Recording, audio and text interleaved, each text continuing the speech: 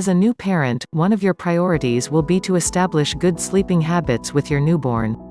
Your baby needs to learn to sleep on his own. The transition from sleeping with his mother to sleeping by himself takes some time. Of course, as an added bonus, if you get your baby to learn to sleep on his own, you will also get some much-needed rest yourself. To instill good sleeping habits in your baby, research and try to employ different baby sleep tips, try a lot of things and see what works for you, and don't be afraid to trust your instincts.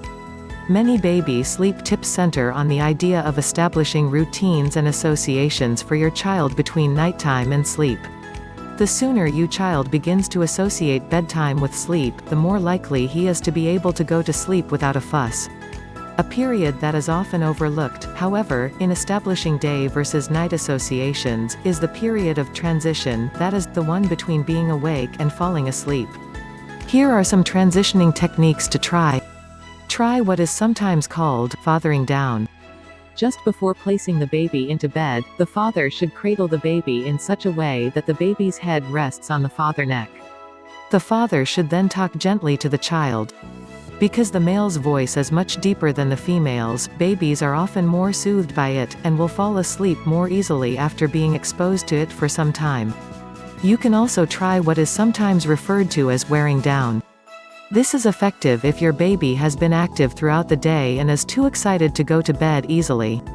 All you have to do is place your baby in a sling or carrier, wear him, in other words, for about half an hour before his bedtime.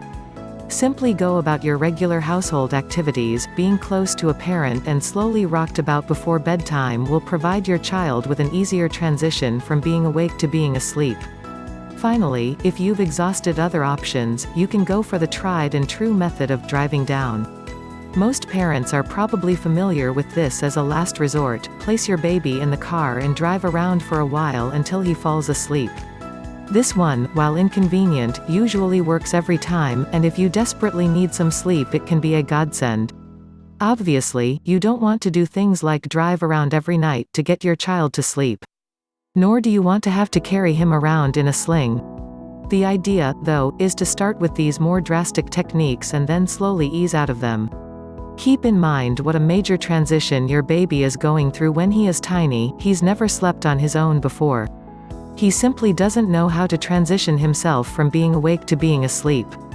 By employing these transition techniques you will be slowly teaching him how to do so, and as they are gradually removed your baby will learn good sleeping habits, which will ensure that both you and your child get a good night's rest.